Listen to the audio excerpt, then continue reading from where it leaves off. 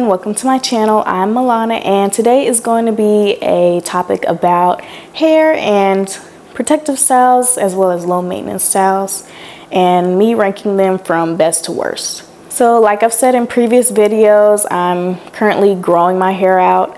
I recently cut it as of August of last year, so it's been almost a year of hair growth. Since then, I've just been doing protective styles, low maintenance styles, washing it, leaving it alone, and that's that. And I've been seeing a lot of hair growth from now versus in the past. So with that being said, I decided to kind of give a list of my opinion of what the best hairstyles are for growing hair and what hairstyles are actually not too great at growing your hair. And this is all my opinion. This is just what I've done in the past, what I like, what my favorite hairstyles are, what my least favorite hairstyles are, what my favorite hairstyles are, but the ones that kind of put a strain on my hair or haven't really been as positive with hair growth than compared to other hairstyles. So I'm just kind of comparing each hairstyle. Alright, so my number one hairstyle for retaining length is going to be, as you can see, twists. So mini twists, medium-sized twists, Marley twists, passion twist, every type of twist you can think of I've tried and I have no issues with. I've recently been doing mini twists on my own and just kind of doing smaller twists but adding hair and leaving it alone. I think that looks the most natural, as well as gives you the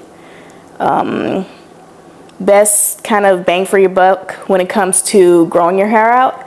It's easy to maintain, it's easy to style, it looks the most natural, it's the most flattering in my opinion on me. And so when it comes to hairstyles for protecting my hair, that's going to be my best hairstyle. So to keep from being bored when it comes to twists, I just, switch it up and do just about all the twists. So like I said, I'll go from mini twists for a couple of weeks or months. Then I'll go to passion twists. Then I'll go to medium-sized twists, things of that nature. So when it comes to twists, I kind of try all the styles and rotate them to keep from being bored and switching it up and changing my look. My next favorite hairstyle is going to be faux locks. Specifically, the faux locks you kind of get in a pack that's meant to be crocheted. I personally haven't gotten my hair done professionally when it comes to faux locks. When it comes to that, I've actually heard horror stories. So I've heard people, hairstylists using glue, using braiding hair first, then wrapping it. Which causes like weight on your actual rear hair, so it kind of counteracts the purpose of a protective style in my opinion. So when I do my faux locks, I just get the pack hair that comes with the loop at the top, and I will just put it through my hair, braid my natural hair, and then wrap the faux lock around my natural hair. And so with that, your natural hair is completely tucked away. It gives you a nice cute style that's natural, looks pretty, and is very low maintenance. With those type of hairstyles, I feel like it looks best too when it's older versus when you firstly get it done. So I like it when my faux locks are kind of not rough, but a little fuzzy, a little puffy, just to seem natural and easygoing, laid back hairstyle. So that's going to be one of my top tier protective styles for when you want to grow your hair out and still look nice. The next protective hairstyle I like is going to be glueless wigs. I like glueless wigs because of the versatility. When you get a really good glueless wig, all you have to do is just braid your natural hair down, slap your wig on, and keep it pushing. On top of being a good protective style where you don't have to manipulate your natural hair, it's also really great when you want to switch things up, of course. So you can buy a natural wig that looks like your natural hair and nobody can detect it that it's a wig, or you can switch it up and do a different hair color, a different texture, anything you want to do, you can get a wig for. So I like that because, you know, say you want to have color hair, you don't have to color your actual natural hair and cause potential damage. Whereas you can just get the hairstyle as a wig and then put it on. And then when you're tired of it, you can take it off. So what I like to do with glueless wigs is I'll braid my hair, wash, condition, blow dry my hair, braid it down, put my wig on, and then at the end of the week or end of every 2 weeks, I'll just take it off, take my hair out, wash, blow dry it, do the whole routine again. So I think that gives a great potential to have a lot of hair growth retention because, you know, you're taking care of your hair with the wash routine, and then once you finish, you just leave it alone and put your wig on. Okay, and my last hairstyle that I like when it comes to hair growth are going to be sew-ins and quick weaves. When done correctly, those are going to be kind of the best hairstyles when it comes to growing out your hair. Me personally, it kind of just depends. If it's a good sew-in, then I have no problems. If it's a bad sew-in, then, you know, it's gonna be too tight, your scalp's gonna be itchy, and then you can't really take it off and on like a wig would. So that's the only negative when it comes to sew-ins for me. But I haven't had any issues with sew-ins in the past. In addition to having a sew-in, I think the best way to grow your hair out is to have a sew-in that is kind of similar, if not the same texture as your natural hair. So I would get usually curly sew-ins or kinky curly sew-ins and just put gel on my hair or stretch out my hair and put gel in it instead of, you know, having silky bundles.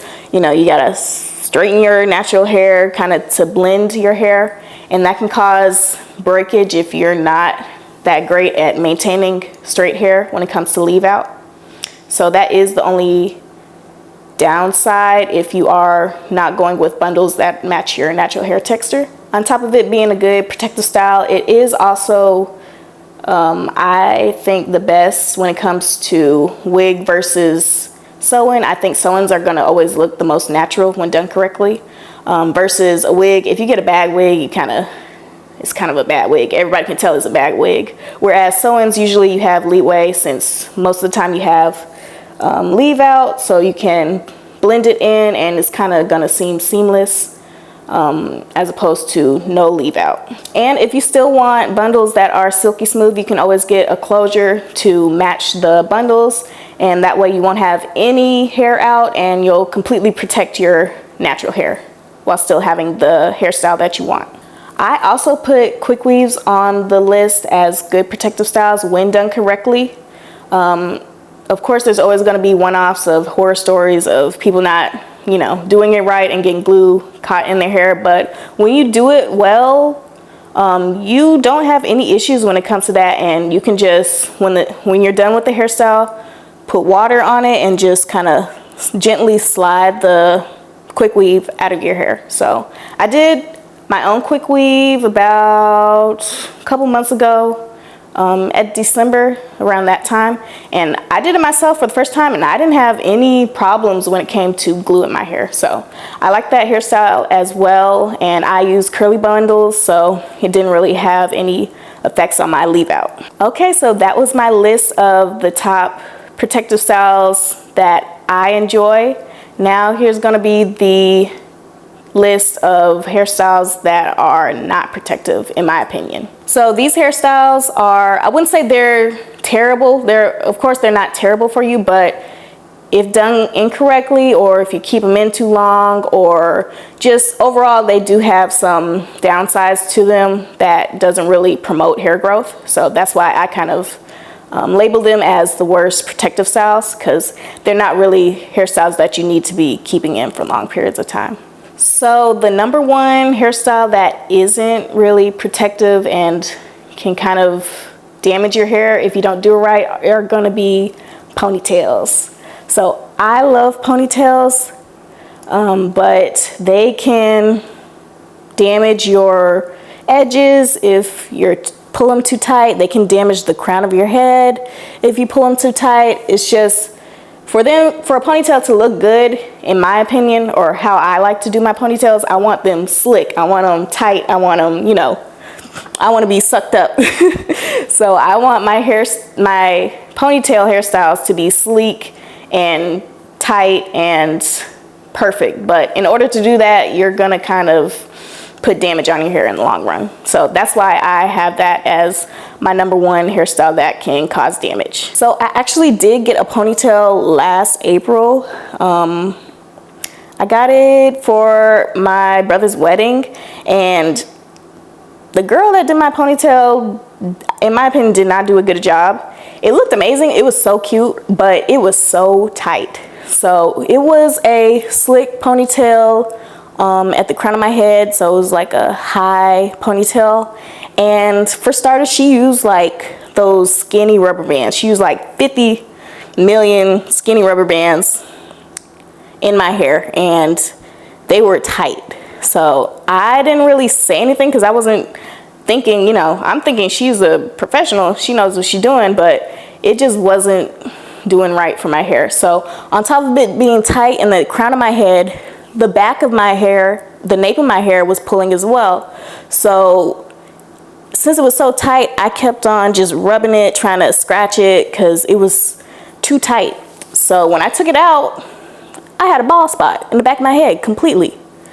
So I've been trying to grow it out since then. It's grown out some. It looks really good now, but before I was completely bald, like my hair ripped out. So I would say if you do want to get a ponytail, like I'm never not going to get a ponytail. I'm not completely taking it off my list of hairstyles, but of course I'm not going to keep it in long. It's only going to be, you know, a special occasion hairstyle, and then I won't be doing it too tight. If I do get a ponytail, it will just be me doing it, but I won't be asking nobody else to do my ponytails.